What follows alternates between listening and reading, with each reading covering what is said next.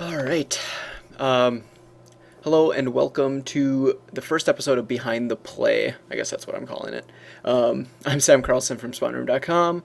Uh, Normally I do esports bulletins, but this time around I wanted to do a series of videos that are like basic strategy for a variety of competitive titles. And the reason I want to make these is because they're not like high level analysis, they're not like metagame analysis or anything like that. They're very basic because I don't think there's a really good resource for like new players and new fans who are interested in competitive gaming to like just get the basics. I just picked up, for this episode is Counter-Strike Global Offensive. So say you just picked up the game and you're getting totally owned, or you're watching a CSGO match and you're like, they're shooting each other, but I don't see what the draw for the competitive element is. Like, I don't see what the strategy is.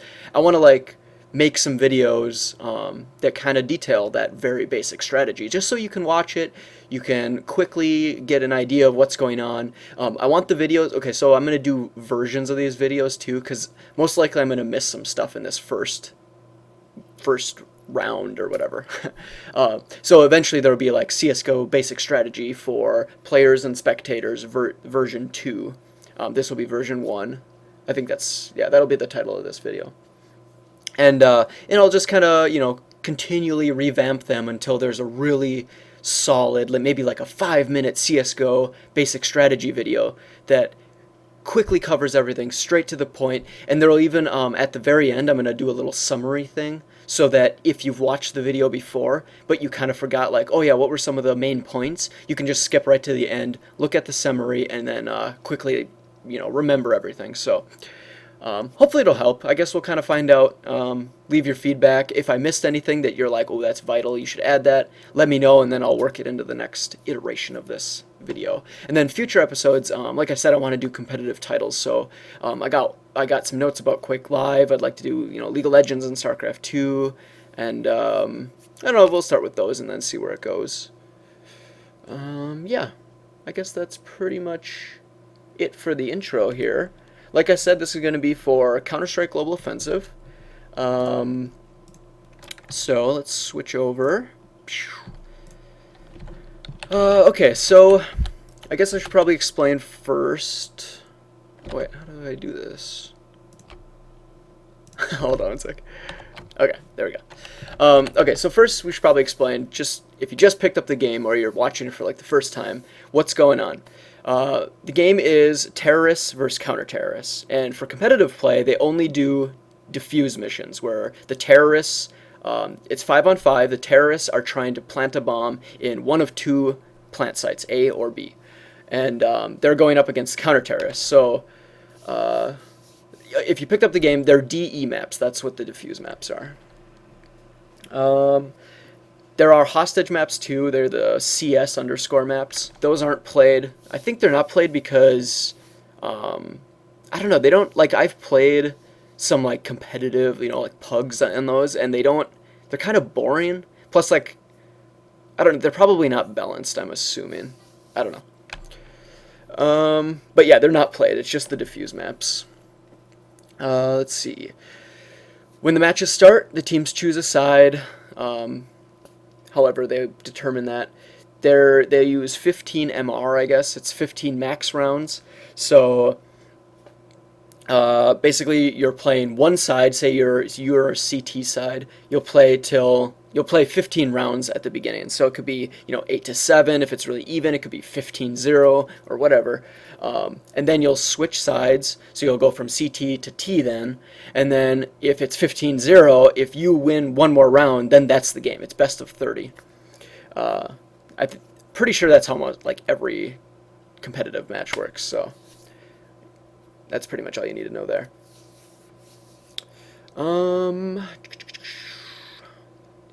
So that should be good.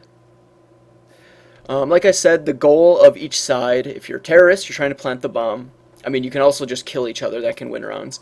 But only one of your teammates has the charge to plant. So if you're starting in, you need to know, do I have the bomb or whatever. You can press 5 to get to it or whatever. Or there's a little icon in the bottom right.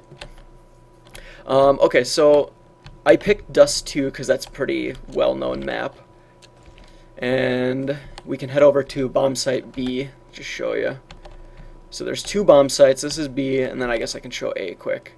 So basically, like a lot of there's timings on all the maps, right? So if you're coming from spawn and you get to this doorway, there can be CTs here already.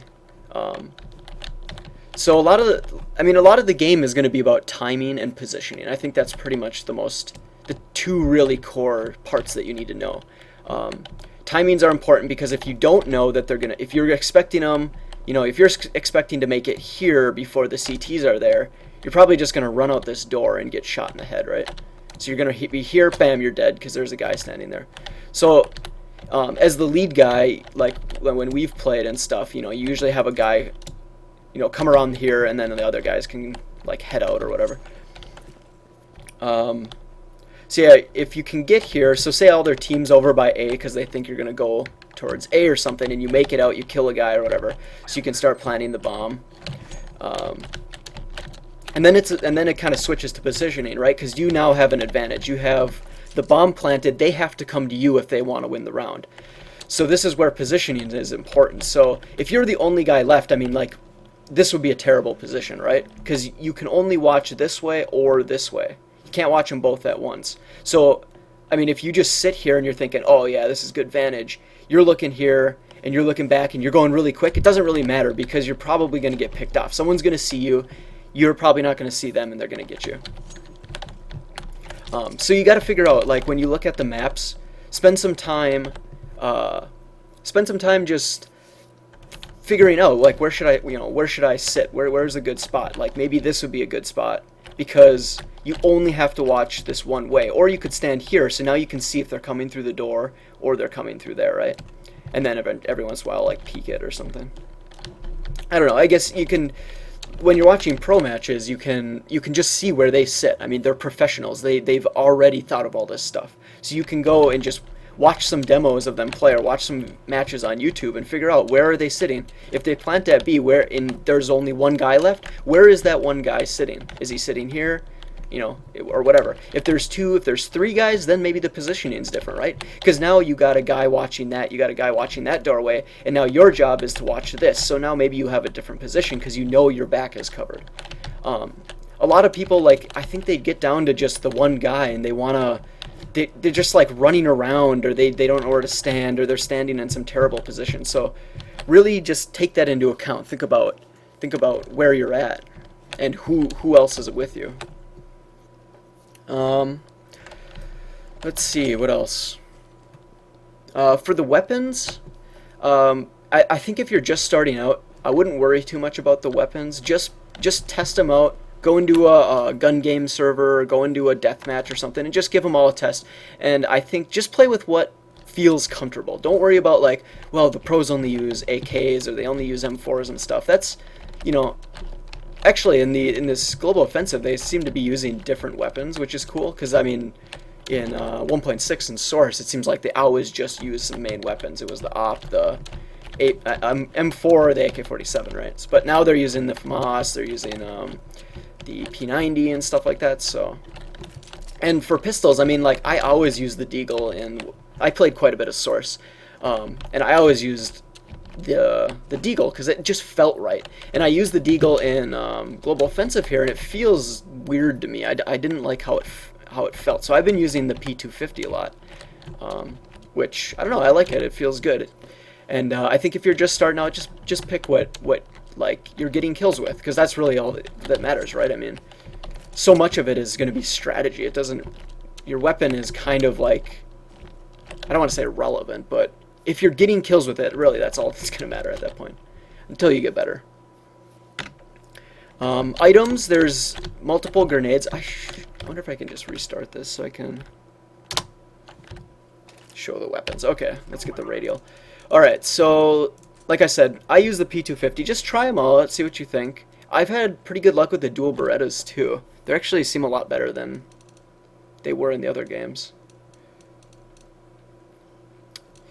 Okay, so go back. So the grenades, there's, 5 here? So there's the Molotov, which is awesome. I actually really like that they added this.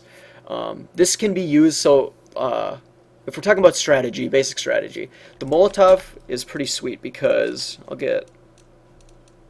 wish I could get more. The Molotov's sweet because, so let's get to a position here. Because you can close off. So say you know the timing for this. There's going to be guys there, and you come around the corner and you know they're not there yet. You can basically shut this off. You don't have to worry about this spot very much because not only is it blocked off where they can't come through, there's so much black smoke that they can't really shoot through either. I mean, they can take pot shots because they're assuming you're there, but they can't see you. So that can, gain you an advantage for a short bit there. What, that was like 5-6 seconds? So you can quickly run across say there's 3 of you here and 2 went the other way. The 3 of you can quickly just come right through tunnel and jump out because there's probably only going to be 1 or 2 guys here maybe. So you can jump out, surprise them with the 3 of you and get the kills, maybe turn around then and make sure they're not coming behind or whatever. So that's pretty cool. You can use that as basically close off stuff. The decoy grenade, that's basically for, say, let's see, what's a good example? Say there was a guy hiding behind the crates there, and he's taking shots at you, and you're in this position, you're able to kind of dodge. The decoy grenade is there for, say you want to use the flash because you know there's going to be guys coming here. So you flash out because you know that you basically want to stop them. And you can use the decoy grenade because that guy might not know that you threw the flash, right? So he's going to think, oh shit, that's flash incoming. So a lot of the good players, they'll go like this. They'll see the grenade coming in and they'll look down because they're trying to mitigate the flash damage. So then that's basically your opportunity, right? You threw the grenade and then you have to get really aggressive. You throw and you're immediately running around the crates because you know that there's this, half a second or 1 second where he's looking at the ground and then looking back up. You have a major advantage there because you have your gun on him and you know it's not a flash. So you can go in and bam, bam, bam, bam, bam, shoot him right in the face. And then say you flash these guys, now you know, so you get the kill there, and now you know that their flash is probably worn off, so they're either going to show up here or here, and this is where positioning again comes into advantage. So you say you just want to watch this, put the crate in between the doors so you can't just get shot. Stuff like that. Hopefully this is all making sense and good. I should probably know, I'm like not a pro or anything, so again, if you have any feedback, you're like, oh, maybe you should think about it this way, or you're thinking about it wrong or something, let me know. But hopefully this will help some people. Oh, another one that I'd like to, okay, let's restart the round again. This is another one I'd like to bring up. So, get a rifle, get AK-47. Now, when I watch a lot of people play, especially like newer players, I think they have this idea in their head that I only shoot when I see the enemy, right? Which, kind of makes sense. Like, why wouldn't you don't want to waste bullets and stuff, right? It doesn't pay to shoot at a wall. However, if you think about it, every round that you play, you rarely ever use up all your ammo, right? Which means that every bullet you haven't used is just like kind of like lost opportunity. If you know that there's people in here, say you guys got pushed back and you know that there's enemies in here, and you know that say one of them, you're standing out there and the other guy was standing here, and he's taking shots like this, right? Well, you can, like I said, you're not going to run out of bullets. It's very rare to actually run out of all your rounds. So just take shots, right? You don't have to see him. Say he's behind the pillar, you can still take shots like this because guess what's going to happen is as you're taking shots, he might not realize that bullets are whizzing by, and he's going to peek out, and before he can actually pull the trigger, he's going to take a bullet right in the face.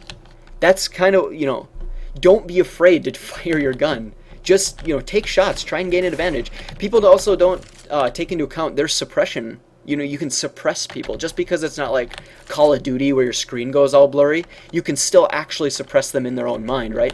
I mean, if you're like unloading your gun here, I'm probably not going to peek out. And maybe that buys enough time.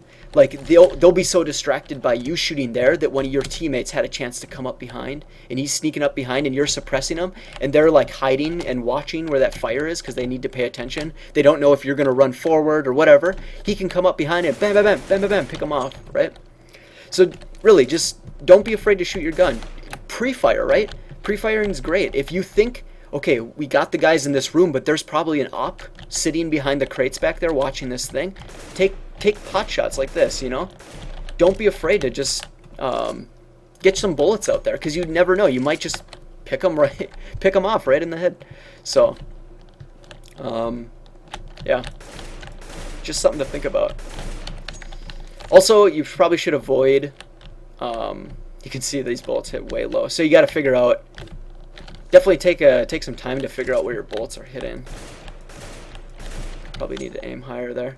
Yeah, see, those ones hit up there. That's where someone might be sitting. So, the other thing is, remember spraying. I mean, you only, okay, so say this B is someone's head. If you hold down spray, it does this, right? So a lot of people will, if you're spectating someone, I've heard people like spectating me, and they'll go, dude, you were shooting at their feet. Well, no, actually I wasn't, because I was spraying, right? So you're going like this, and you're pulling down, basically, because some of your bullets are, actually those ones didn't fly up too bad, but where your crosshair isn't necessarily where the bullets are going. So anyway, let's move on. Oh yeah, okay, so this one's gonna sound pretty obvious, but it's not necessarily. It's by an AK again. Okay, so I was playing with one of my friends, and I was trying to get across the point that you need to shoot people in the head, right? But it doesn't, like, and that seems really obvious. You're like, that's a very obvious concept. Of course you should shoot people in the head because it kills them faster. But a lot of people, I think, when they play Counter-Strike, they don't realize how important that is. Because, okay, so when you play something like Call of Duty, you can get by with shooting them in the chest, because people in Call of Duty die really easily. I mean, headshots are great, they do kill faster, but you can kill someone so quickly just with chest shots that it doesn't really matter. There's not a huge advantage to shooting them in the head. But in Counter-Strike, it's different. Everyone who's good is aiming for the head. They've programmed themselves to walk around corners, right? They're walking around corners with their cursor at head level. They know in their mind, they're like, you know, they're so well programmed, they know that, like, this is head level. If they turn the corner and there's someone there, that first round they fire is hitting them in the head. They're not walking around with their gun like this, which is lower, and hitting them in the chest. Because the good players are going to get hit in the chest, and they're going to return their first bullet right in your face. Which is a huge advantage, right? So you need to reprogram yourself. You don't aim for their chest until after you've hit them in the head. Hopefully I can get that across. It doesn't, I feel like when you first start Counter-Strike and stuff, or when you're first watching, you just, like, it seems like such an obvious concept, but people don't grasp just how important it is. So my recommendation is to play deathmatch servers, play FY Ice World or something like that, and program yourself. Just get so good at always starting with their head. Nothing else. Okay.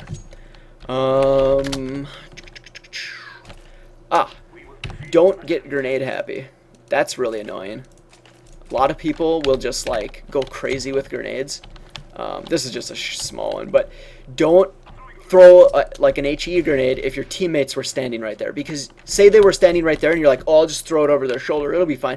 Well, one of your teammates happens to run in. I mean, unless you're using really good voice, you're talking on Mumble or Ventrilo or something like that, you don't really know what they're going to be doing. So just be careful with your grenades. If there's people standing in front of you, be cautious, and don't flash your team. That's really annoying. People like to come around corners and they're like, oh damn. Don't do that. Just throw it at an opportune time. Don't get crazy.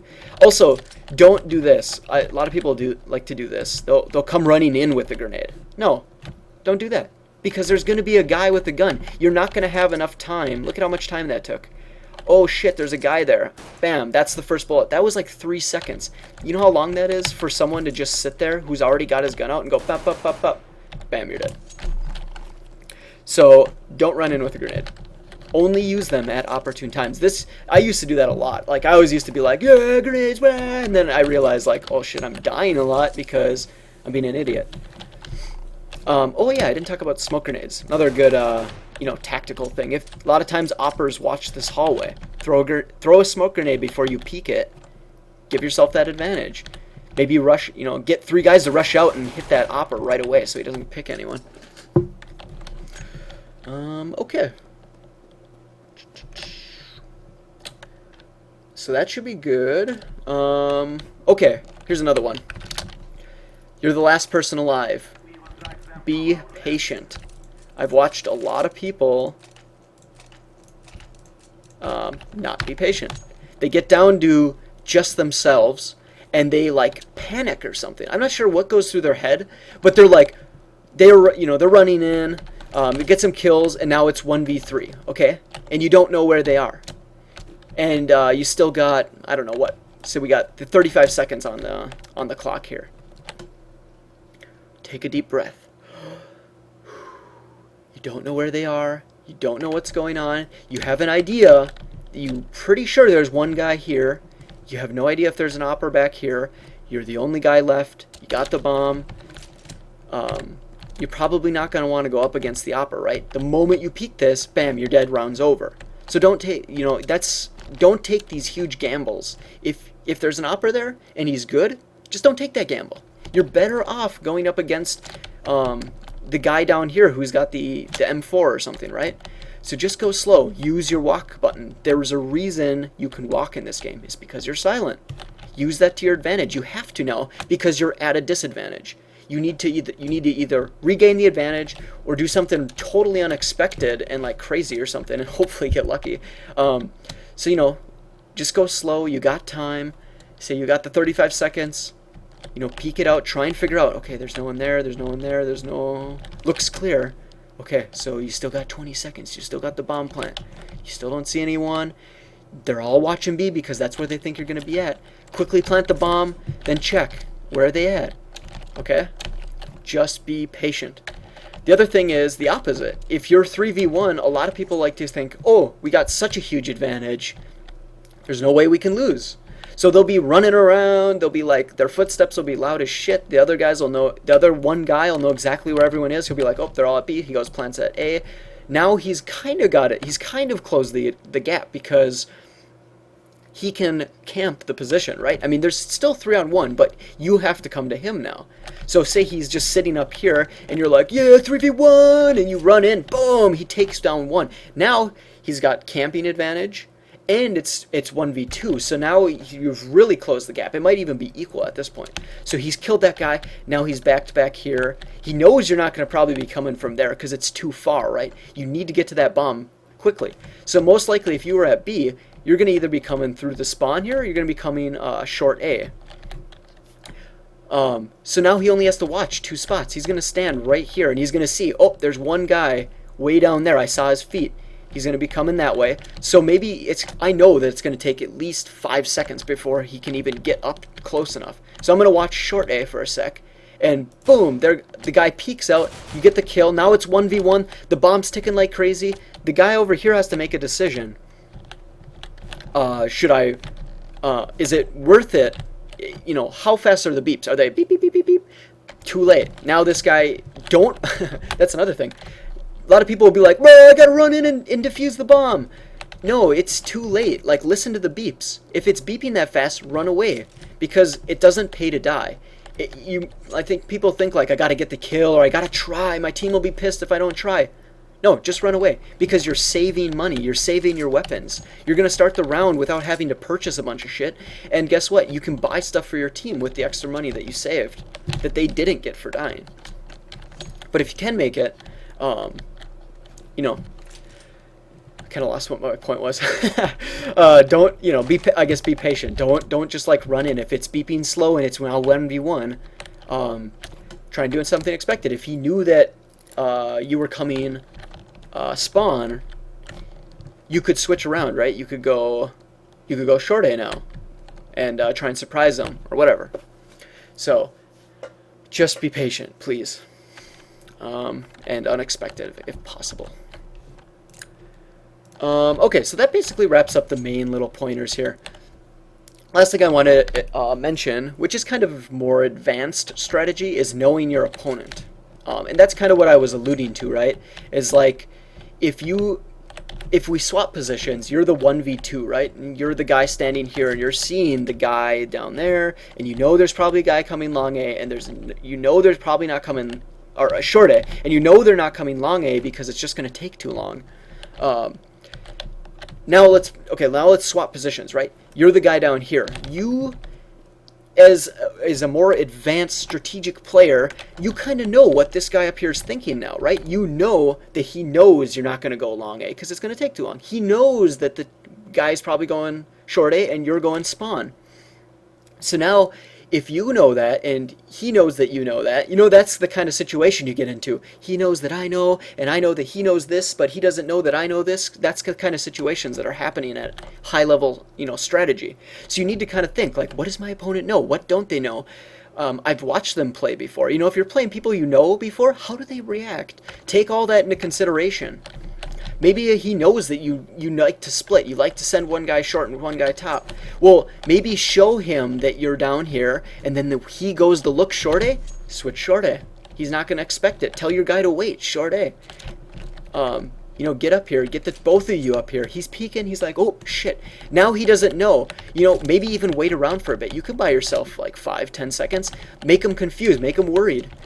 Now the guy over here is thinking, oh shit, did he run up and is he hiding here? Or did he go short A? Or is he just looping back and is he actually going to go long A? Maybe there was enough time. You're trying to I totally forgot that word. Trick them, I guess? Trick them, make them wonder, make them nervous, whatever. So, okay. Hopefully that was enough strategy for now. Like I said, I want to release like a version 2 that's shorter, more to the point. This was kind of a rambling one, but the thing is I've been wanting to make this video for like weeks now, and I've been kind of like working on the document, and I've been kind of lazy, and then I've been kind of busy, so I thought I'm just going to make it, and if it sucks, it sucks. Oh well.